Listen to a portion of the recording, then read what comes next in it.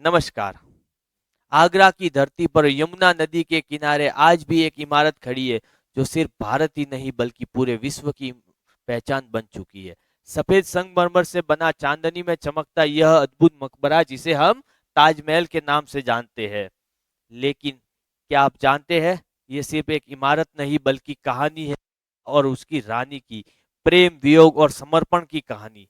कहानी शुरू होती है 1607 ईस्वी से, जब मुगल शहजादा खुर्रम, जो आगे चलकर शाहजहां के नाम से जाने गए, और उनकी बेगम अंजुमन बानो बेगम, जिन्हें दुनिया में मुमताज महल या मुमताज के नाम से जाना गया, दोनों की मुलाकात से ही एक ऐसा रिश्ता, गहरा रिश्ता बन गया था जो इतिहास के रह गया। 1612 में उन दोनों की शादी हुई और मुमताज शाहजहां की सबसे प्रिय बेगम बन गई। मुमताज सिर्फ रानी नहीं बल्कि उनकी सलाहकार, उनकी प्रेरणा और उनके जीवन की सबसे बड़ी ताकत बन गई थी। लेकिन कहते हैं किस्मत को कुछ और ही मंजूर था। 1631 में मुमताज अपने 14वें बच्चे को जन्म दे रही थी, तब उनकी मृत्यु हो गई। यह खबर सुन के शाहजहां टूट से गए और उन्होंने कई दिनों तक खाना नहीं खाया, किसी से बात नहीं की और ना ही सो पाए। और फिर उन्होंने कसम खाई कि वे अपनी प्रिय बेगम की ऐसा मकबरा बनवाएंगे जो हमेशा के लिए प्रेम की निशानी बन जाएगी, और वह मकबरा था ताजमहल। साल था 1632, और जब ताजमहल का निर्माण कार्य शुरू हुआ, शाहजहां ने दुनिया के सर्वश्रेष्ठ कारीगर, वास्तुकार और मजदूरों को बुलाया। कहा जाता है कि उस्ताद अहमद लाहौरी इस परियोजना के मुख्य शिल्पकार थे। बात करें अगर उस्ताद अहमद लाहौरी की, तो वह हेरात नामक शहर जो अफगानिस्तान में है, वहाँ के मूल मूल निवासी थे। कालांतर में ये लोग लाहौर में शिफ्ट हो गए थे और उसके बाद मुगल साम्राज्य के साथ वास्तु कार्य करने भारत आ गए थे। करीब 20,000 मजदूर, 1,000 हाथी और सैकड़ों शिल्पकार रात दिन इस कार्य में लगे रहे। संगमरमर, इसमें जो सफेद पत्थर लगा हुआ है इस इमारत में, वो राजस्थान के मकराना से लाया गया था। साथ ही जो इसके अंदर लाल पत्थर का जो प्रयोग हुआ है वो जयपुर से लाया गया था। और अन्य कीमती पत्थर जैसे यमनी, फिरोजा, मूंगा, लाजवर्द आदि दुनिया के कई देशों से मंगाए गए थे। और कई नक्काशी, कोई नक्काशी करता, कोई जड़ाई का काम करता, पूरे दिन और कार्य चालू रहता। शाहजहां रोज यमुना नदी नदी के किनारे खड़े होकर हर गुंबद को और दरवाजे को और नक्काशी को देखते और अपनी आत्मा को उसके अंदर समाहित करते। मजदूरों के बीच एक ऐसा शिल्पकार था जो बाकी सभी को दिशा देता और सिखाता कि पत्थर को कैसे कला में बदलना है।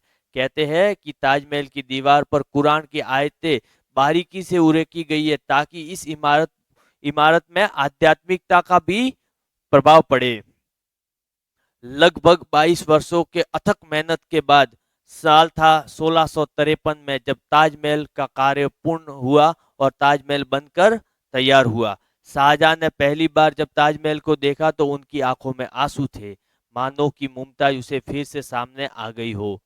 यह मकबरा सिर्फ प्रेम का प्रतीक नहीं बल्कि मुगल सल्तनत की वास्तुकला का सबसे बड़ी उपाधि है।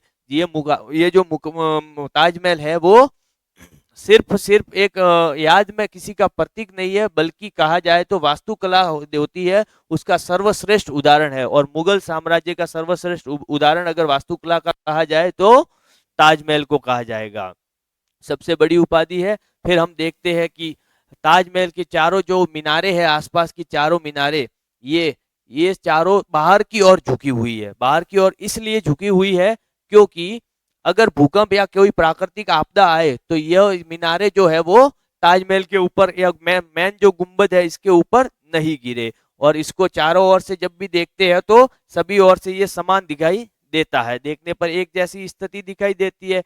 मुख्य गुंबद के नीचे मुमताज और शाहजहां की जो नकली कब्रें बनाई गई है, यहाँ पे मुख्य जो गुंबद है इसके नीचे इनकी कब्र है वो असली कब्रें नहीं है। कभी कभी भी अगर ताजमहल देखने जाओ आप लोग तो आप देखोगे यहाँ पे इनकी जो कब्रें बनाई हुई है इस एरिया में वो असली कब्रें नहीं है। इनकी असली कब्रें है वो ताजमहल के अंदर तहखाने में बनाई हुई है। और जो तहखाने हैं वहां पे किसी लोगों को आना जाना वर्जित है।